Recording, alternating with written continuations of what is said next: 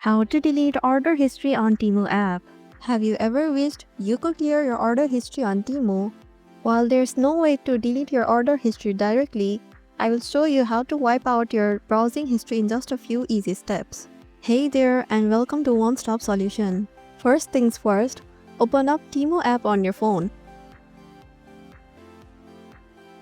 At the bottom of your screen, you will see a button labeled You.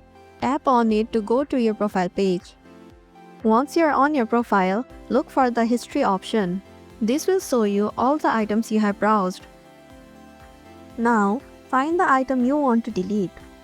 You will see a three-dotted icon next to it. Tap on that icon. From the menu that pops up, hit Delete. And just like that, you have removed that item from your browsing history. If you want to delete more, simply repeat the last two steps for the other items in your browsing history. And that's it. Your Temu browsing history is now clean and clear. If you found this tutorial helpful, don't forget to hit that like button and subscribe for more tips like this.